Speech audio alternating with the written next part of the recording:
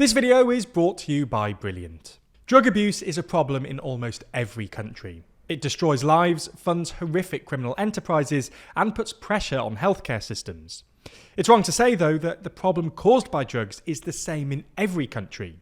We can see this quite clearly by looking at the difference in drug problems in England and Scotland. In Scotland, in 2023, there were 1,172 deaths due to drug misuse. As you can see, this is 12% higher than 2022, and while still down from the 2020 peak, it maintains the significantly increased number of drug deaths seen in Scotland in the last decade. This is significantly higher than other parts of the United Kingdom. After adjusting for age, this means that Scotland's drug mortality rate is roughly 2.7 times as high as the rate for England and Northern Ireland, and about 2.1 times as high as the rate for Wales. And, well, the thing is, Scotland isn't only topping the charts for drug-related deaths in the UK, it also has the highest number of drug-related deaths in Europe. So in this video, we're going to have a look at who specifically this drug crisis affects, how bad it currently is, and some of the factors that could have caused it.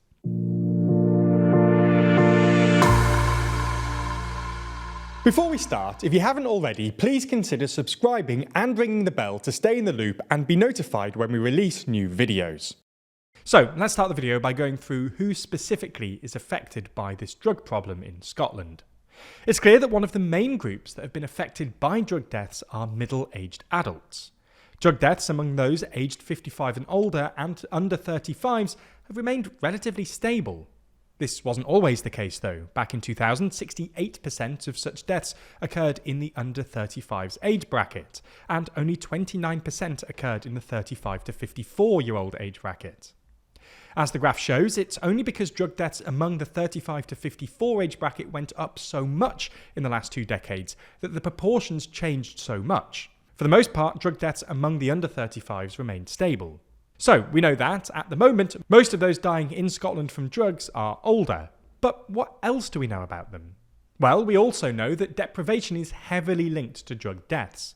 People living in the most deprived areas were 15.3 times more likely to die from drug misuse than those in the least deprived areas in 2023. Additionally, as we move up the deprivation quintiles towards the most deprived, we see drug misuse death rates increase. As you can see, specifically between the second quintile and the first quintile, the most deprived, there's a massive jump. Again though, as with age, this has changed over time. Back in 2011, the ratio of drug deaths in the most and the least deprived quintiles was 8.4. By 2019, this had risen to 19.6. In essence, this means the proportion of those from more deprived areas who have died from drugs in recent years has increased. So it's clear that those that have died from drugs in Scotland have gotten older and are from more deprived areas. So it's worth having a look at exactly why this is happening. As we explained in the introduction, it's clear that Scotland specifically struggles with this problem. So why? On the surface, it would be easy to suggest that perhaps the reason behind the crisis is deprivation. But when we compare England, Wales and Northern Ireland, it becomes clear that Scotland has a relatively similar amount of deprivation, and yet significantly more drug-related deaths. So this alone can't explain it. So what does? Well, we found 2 main reasons that we think explain the crisis. It's worth emphasising here, though, that these are not exhaustive. Anyway, let's look at these one at a time. The first factor is deindustrialisation in the 1980s.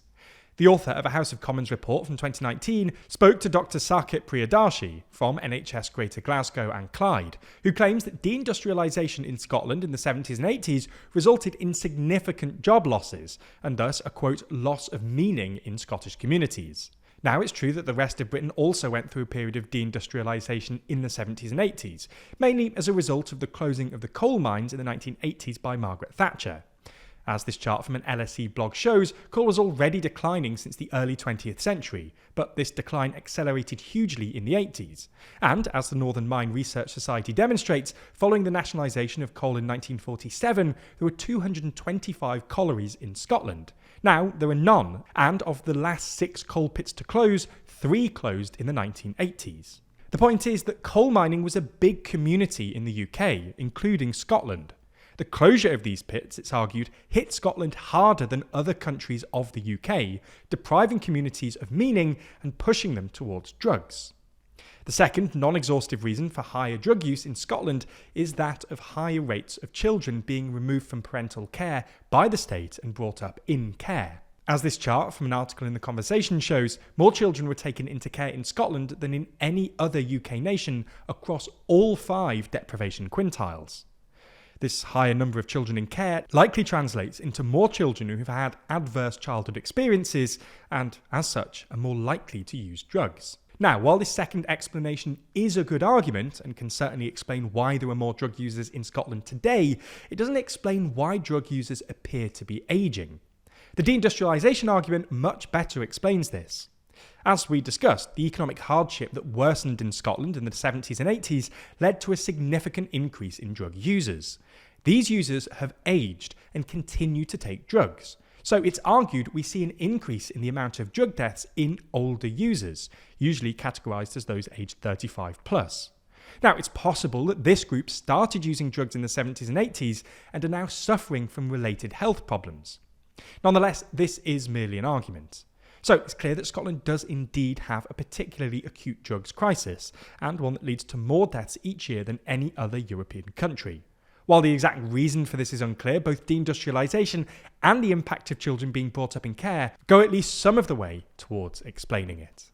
Understanding these kinds of issues is really important, but also difficult. That's why TLDR is here to help you. Unfortunately though, the world's only getting more complex, especially when it comes to tech and AI. Now, I'm not qualified to teach you about that, but luckily Brilliant are. Brilliant is where you learn by doing, with thousands of interactive lessons in maths, data analysis, programming, and AI. Brilliant is a learning platform designed to be uniquely effective. Their first principles approach helps you build understanding from the ground up. Each lesson is filled with hands-on problem solving that lets you play with concepts, a method proven to be 6 times more effective than watching lecture videos. For instance, if you did want to learn more about the increasingly important world of tech, you might want to check out the How Technology Works courses. That runs you through everything from how computer memory works to how exactly GPS can pinpoint your location, or why some online videos buffer, and how compression enables modern streaming. And although I did throw myself under the bus earlier, now I'm not qualified to teach you about that. Jack does have a degree in computer science, and he can tell you that These courses aren't just high quality, they're also far more interesting than the lectures I sat through. To try everything Brilliant has to offer for free for a full 30 days, visit brilliant.org/TLDR, or click the link in the description. That way you'll get 20% off an annual premium subscription, and they'll know you came from us.